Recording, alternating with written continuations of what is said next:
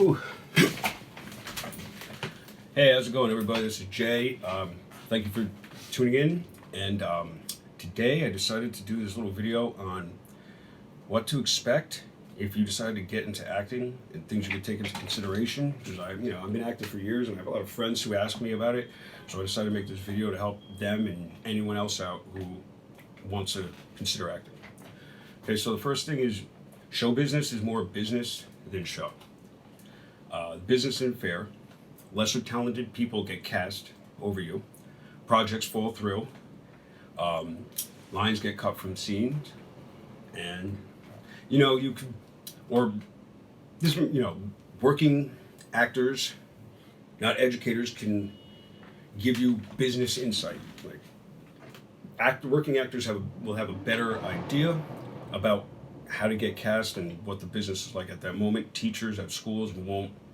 They're out of the loop for the most part. Next, there's always someone better than you.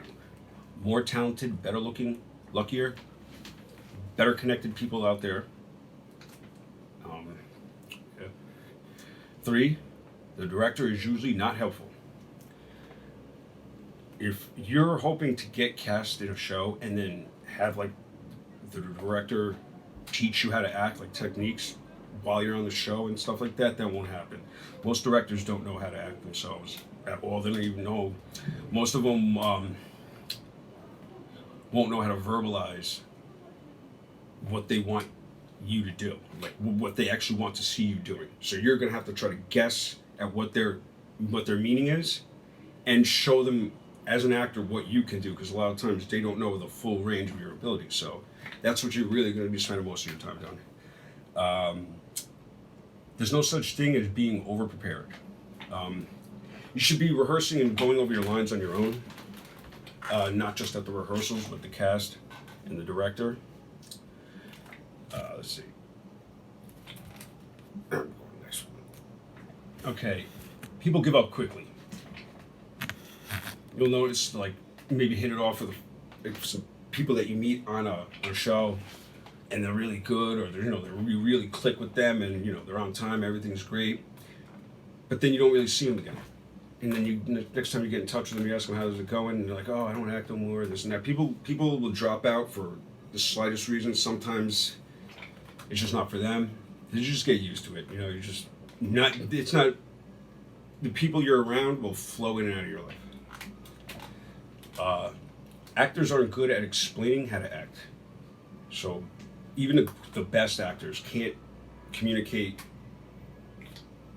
the process in which their brain operates to do the acting. So that's something you're going to have to experience and understand on your own. No one's going to be able to tell you that. You can't, let's see, sorry. The first year is the hardest. Next, you'll have to practice every day. Next, casting directors have good memories. Now, if you go into an audition, usually casting directors are casting for multiple, like with commercials or whatever they're doing, a web series, whatever they're doing at that moment. So always try to do your best, always show respect, always, shake everyone's hand, introduce yourself, make sure you make eye contact with everyone, let them remember you, because even if they don't cast you in that particular show or what they're casting for, there could be something right down the line, and they could get right back on the phone and call you. So, just keep that in mind. Next, know your type. So your type is just basically what character you play in a film. And if you want to find out, like, quickly, briefly what your type is, you could talk to, like, acquaintances, coworkers, people who kind of know you, and ask them to describe you, and that was your type. That's the type of character you play. Next, actors have long memories, so practice the golden rule. You will see where you might not, like I told you before, some people give up quickly, or they just give up and you don't see them anymore. Other people will be there forever. You'll always see them around in one way or another, so make sure you show respect to whoever you're dealing with, because it will come back to you. Next, the work is fleeting.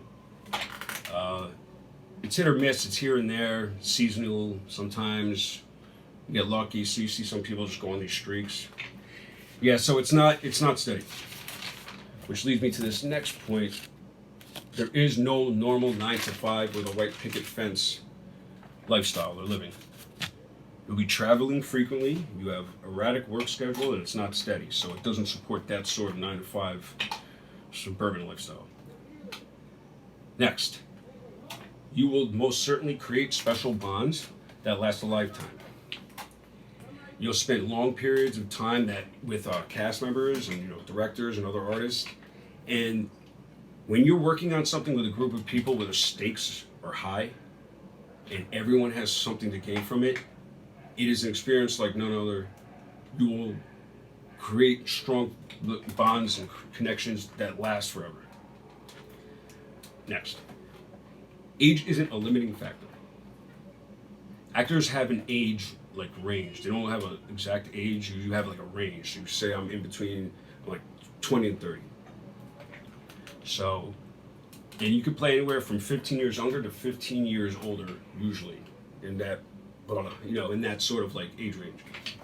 Just keep that in mind too, because there's differences in acting characters who are young from characters who are older, and there's certain types of behaviors that they're different, but irregardless of your age, you could pull it off.